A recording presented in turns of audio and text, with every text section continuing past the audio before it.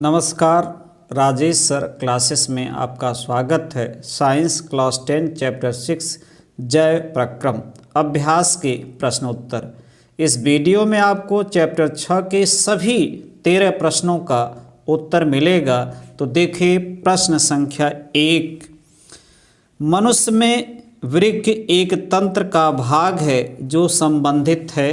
तो इसके 4 विकल्प दिए गए हैं, सही विकल्प छांटना है। पहला है पोषण, दूसरा श्वसन, तीसरा उत्सर्जन और चौथा है परिवहन।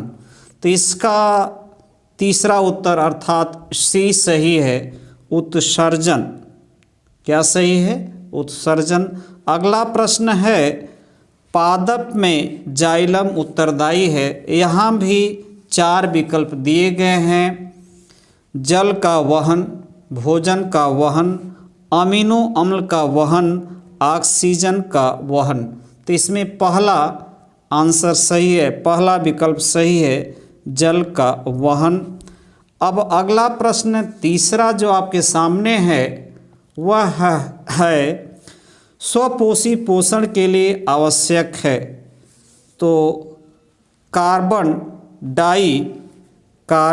डाइऑक्साइड तथा जल, दूसरा यानी बी क्लोरोफिल, तीसरा सूर्य का प्रकाश और चौथा उपरोक्त सभी। तो स्वपोषी पोषण के लिए आवश्यक है, तीनों आवश्यक है यानी उपरोक्त सभी। इसका उत्तर डी सही है, यानी कार्बन डाइऑक्साइड तथा जल, क्लोरोफिल तथा सूर्य का प्रकाश। तो उपरोक्त सभी। अगला प्रश्न है चौथा जो आपके सामने है, पायरुवेट के विखंडन से यह कार्बन डाइऑक्साइड, जल तथा ऊर्जा देता है। यह क्रिया होती है, यह क्रिया होती है। कोशिका द्रव्य, माइटोकॉन्ड्रिया, हरित लवक और केंद्रक। 4 विकल्प दिए गए हैं। तो इसका जो आंसर है वह है माइटोकॉन्ड्रिया। ये बी वाला विकल्प सही है। अब देखते हैं अगला और 5वां प्रश्न। हमारे शरीर में वसा का पाचन कैसे होता है? यह प्रक्रम कहाँ होता है? देखिए उत्तर, हमारे शरीर में वसा का पाचन क्षुद्रांत में होता है। क्षुद्रांत जिसे छोटी आंत भी कहते हैं। क्षुद्रांत छोटी आंत में वसा बड़ी गोलिकाओं के रूप में होता है, जिसे पित्त रस उन्हें छोटी गोलिकाओं में खंडित कर देता है। जिसे पित्त रस क्या करता है? उन्हें छोटी गोलिकाओं में खंडित कर देता है। अग्नाशय से स्रावित लाइपेज एंजाइम वसा यानी छोटी गोलिकाओं से क्रिया करके वसा अम्ल तथा ग्लिसरॉल में परिवर्तित कर देता है। अग्नाशय से स्रावित लाइपेज एंजाइम जो होता है वसा यानी छोटी गोलिकाओं से क्रिया करके उसे वसा अम्ल तथा ग्लिसरॉल में परिवर्तित कर देता है। और पाचित तथा क्षुद्रांत की दीवारों में अवशोषित हो जाती है, यानी पाचित वसा क्षुद्रांत की दीवारों में अवशोषित हो जाती है।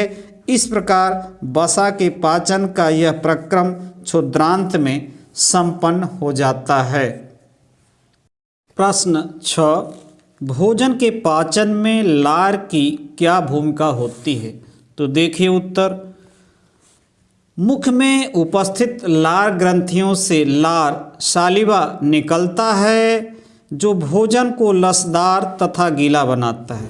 मुख में उपस्थित लार ग्रंथियों से लार सालिवा निकलता है, जो भोजन को लसदार तथा गीला बनाता है, तथा भोजन में उपस्थित स्टार्च को माल्टोज शर्करा में परिवर्तित कर देता है। क्या करता है? भोजन में उपस्थित स्टार्च, जिसे हिंदी में मंड कहते हैं, को माल्टोज शर्करा में परिवर्तित कर देता है। अब देखिए 7वां प्रश्न जो आपके सामने है, स्वपोषी पोषण के लिए आवश्यक परिस्थितियां कौन सी हैं और उसके उपोत्पाद क्या हैं? स्वपोषी पोषण के लिए आवश्यक परिस्थितियां कौन सी हैं और उसके उपोत्पाद क्या हैं। तो देखिए इसका आंसर, स्वपोषी पोषण के लिए आवश्यक परिस्थितियां निम्न हैं। पहला है केवल हरे पेड़ पौधे स्वपोषी होते हैं। हम जानते हैं केवल हरे पेड़ पौधे स्वपोषी होते हैं। पौधों की हरी पत्तियों में क्लोरोफिल की उपस्थिति, यानी स्वपोषण के लिए, स्वपोषी पोषण के लिए पौधों की पत्तियों में, हरी पत्तियों में क्लोरोफिल की उपस्थिति आवश्यक है।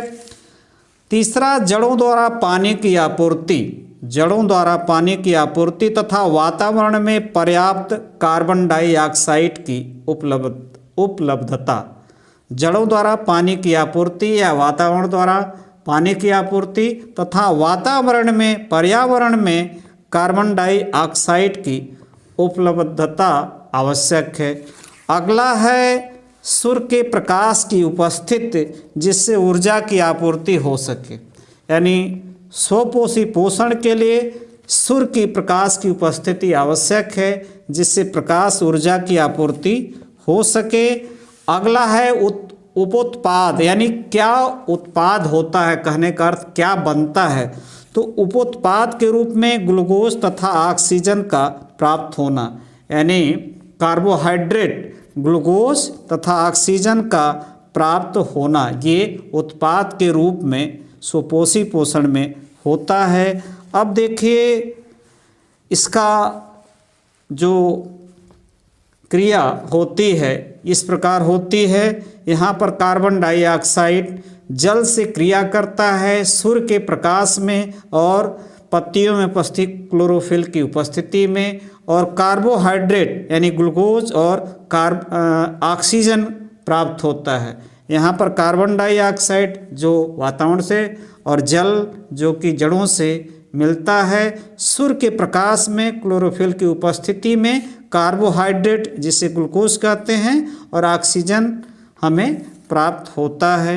अब देखिए अगला प्रश्न, प्रश्न 8, वायवीय तथा अवायवीय श्वसन में क्या अंतर है? कुछ जीवों के नाम लिखिए जिनमें अवायवीय श्वसन होता है। तो देखिए वायवीय श्वसन, अवायवीय श्वसन। वायवीय श्वसन ऑक्सीजन की उपस्थिति में संपन्न होता है। वायवीय श्वसन ऑक्सीजन की उपस्थिति में संपन्न होता, अवायवीय श्वसन ऑक्सीजन की अनुपस्थिति में संपन्न होता है। दूसरा अंतर, इस श्वसन क्रिया में ग्लूकोज का पूर्ण ऑक्सीकरण होता है। इस श्वसन क्रिया में ग्लूकोज का पूर्ण ऑक्सीकरण होता है। इस श्वसन क्रिया में ग्लूकोज का अपूर्ण ऑक्सीकरण होता है। अब तीसरा, इस क्रिया में कार्बोहाइड्रेट ग्लूकोज के ऑक्सीकरण से कार्बन डाइऑक्साइड, जल तथा ऊर्जा प्राप्त होती है। यानी वायवीय श्वसन क्रिया में कार्बोहाइड्रेट ग्लूकोज के ऑक्सीकरण से कार्बन डाइऑक्साइड, जल तथा ऊर्जा प्राप्त होती है। इस क्रिया में अल्कोहल तथा कार्बन डाइऑक्साइड एवं कम मात्रा में ऊर्जा उत्पन्न होती हैं। अब देखिए चौथा अंतर जो आपके सामने है, इस श्वसन क्रिया का प्रथम भाग कोशिका के जीवद्रव्य तथा द्वितीय चरण माइटोकॉन्ड्रिया में पूर्ण होता है। यानी वायवीय श्वसन के क्रिया का प्रथम भाग कोशिका के जीवद्रव्य तथा द्वितीय चरण या भाग माइटोकॉन्ड्रिया में पूर्ण होता है। यह श्वसन क्रिया केवल जीवद्रव्य में संपन्न होती है। यह श्वसन क्रिया केवल जीवद्रव्य में संपन्न होती है और यह श्वसन सभी प्रकार के जीवों में होता है। यानी यह जो श्वसन है सभी प्रकार के उच्च जीवों में होता है। यह श्वसन यानी अवायवीय श्वसन ईस्ट, फीता कृमि आदि में होता है। अब देखिए अगला और नवा प्रश्न, प्रश्न 9, गैसों के अधिकतम विनिमय के लिए कूपिकाएँ किस प्रकार अभिकल्पित हैं? तो देखिए उत्तर, फेफड़े फुफ्फुस के अंदर मार्ग छोटी छोटी नलिकाओं में विभाजित हो जाता है जो गुब्बारे जैसी रचना सी होती है, जिसे कूपिका कहते हैं। फुफ्फुस के अंदर मार्ग क्या होता, छोटी छोटी नलिकाओं में डिवाइड हो जाता, विभाजित हो जाता है, जो गुब्बारे जैसी रचना सी होती है, जिसे कूपिका कहते हैं। कूपिका एक सतह उपलब्ध कराती है। कूपिका क्या कराती है, एक सतह उपलब्ध कराती है, जिससे गैसों का आदान प्रदान विनिमय होता है। कूपिकाओं के भित्ति में रुधिर वाहिकाओं का विस्तृत जाल होता है। कूपिकाओं के भित्ति में रुधिर वाहिकाओं, पतली पतली नलिकाओं का विस्तृत जाल होता है। जब हम श्वास लेते हैं तो इसका आकार बड़ा हो जाता है। जब हम श्वास लेते हैं तो इसका आकार क्या होता है, बड़ा हो जाता है, अर्थात सतही क्षेत्रफल बढ़ जाता है। इसका सतही क्षेत्रफल क्या होता है, बढ़ जाता है। अब देखिए अगला और 7वां प्रश्न। प्रश्न 10, हमारे शरीर में हीमोग्लोबिन की कमी के क्या परिणाम हो सकते हैं? तो देखिए उत्तर, हमारे शरीर में हीमोग्लोबिन की कमी होने से शरीर को प्राप्त होने वाली ऑक्सीजन की मात्रा कम होने लगती है। हमारे शरीर में हीमोग्लोबिन की कमी होने से शरीर को प्राप्त होने वाली ऑक्सीजन की मात्रा कम होने लगती है, जिससे शरीर में कमजोरी और थकान होने लगती है। शरीर कमजोर और थकने लगता है और यहाँ तक कि चक्कर भी आने लगता है। हीमोग्लोबिन फेफड़ों से ऑक्सीजन लेकर रक्त में ऑक्सीजन पहुंचाता है। हीमोग्लोबिन का काम है फेफड़ों से ऑक्सीजन लेकर रक्त में ऑक्सीजन को पहुंचाता है। अब देखिए अगला प्रश्न। प्रश्न 11, मनुष्य में दोहरा परिसंचरण की व्याख्या कीजिए, यह क्यों आवश्यक है? तो देखिए उत्तर, हृदय का दाएं तथा बाएं भाग में विभाजन ऑक्सीजनित तथा विऑक्सीजनित रुधिर को मिलने से रोकने के लिए होता है, क्योंकि इससे शरीर को उच्च दक्षतापूर्ण ऑक्सीजन की आपूर्ति होती है। हृदय का दाएं तथा बाएं भाग में विभाजन ऑक्सीजनित तथा विऑक्सीजनित रुधिर को मिलने से रोकने के लिए होता है, क्योंकि इससे शरीर को शुद्ध यानी उच्च दक्षतापूर्ण ऑक्सीजन की आपूर्ति होती है। चूँकि मनुष्य के शरीर का तापक्रम एक समान बनाए रखने के लिए निरंतर ऊर्जा की आवश्यकता होती है। मनुष्य के शरीर का तापक्रम एक समान बनाए रखने के लिए शरीर को निरंतर ऊर्जा की आवश्यकता होती है। इस प्रकार प्रत्येक चक्र में यह 2 बार हृदय में जाता है और 2 बार हृदय से बाहर आता है, इसलिए इसे दोहरा परिसंचरण कहते हैं। क्योंकि महाशिराओं के द्वारा विऑक्सीजनित रक्त यानी महाशिराओं के द्वारा अशुद्ध रक्त हृदय में आता है और वहाँ पर क्या होता है, शुद्ध होता है, और वहाँ से ऑक्सीजनित होकर धमनियों से यानी शुद्ध होकर धमनियों द्वारा शरीर के विभिन्न भागों में वितरित होता है, पहुँचता है। अब अगला प्रश्न। प्रश्न 12, जाइलम तथा फ्लोएम में पदार्थों के वहन में क्या अंतर है? उत्तर, जाइलम तथा फ्लोएम में पदार्थों के वहन में निम्न अंतर है। जाइलम फ्लोएम, तो देखिए पहला अंतर, जाइलम जड़ से जल तथा घुले हुए खनिज लवणों को पौधों के विभिन्न भागों तक पहुंचाता है, वहन करता है। जाइलम क्या करता है, जाइलम जड़ से जल तथा घुले हुए खनिज लवणों को पौधों के विभिन्न भागों तक पहुंचाता है। फ्लोएम पत्तियों में से निर्मित भोज्य पदार्थों को पौधों के विभिन्न भागों तक पहुंचाता है, वहन करता है। फ्लोएम क्या करता है, पत्तियों से निर्मित भोज्य पदार्थों को पौधों के विभिन्न भागों तक पहुंचाता है, वहन करता है। दूसरा अंतर आपके सामने है, देखिए पौधों की पत्तियों से वाष्पोत्सर्जन के द्वारा जो खिंचाव होता है उसी से जल तथा घुले हुए खनिज लवण पौधों के विभिन्न भागों तक पहुंचते हैं। पौधों की पत्तियों से वाष्पोत्सर्जन यानी जो वाष्प का उत्सर्जन होता है, पानी का उत्सर्जन होता है पर्यावरण में जाता है के द्वारा जो खिंचाव होता है उसी से जल तथा घुले हुए खनिज लवण पौधों के विभिन्न भागों तक पहुँचते हैं।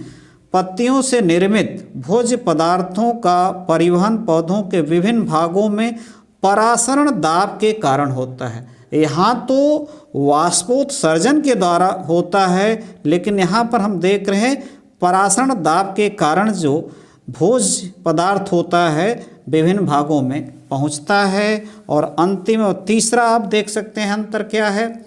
जाइलम एक जटिल ऊतक है। जाइलम क्या है? एक जटिल ऊतक है जो वाहिनिकाएं, वाहिकाएं, मृदुतक तथा जाइलम तंतु से मिलकर बने होते हैं।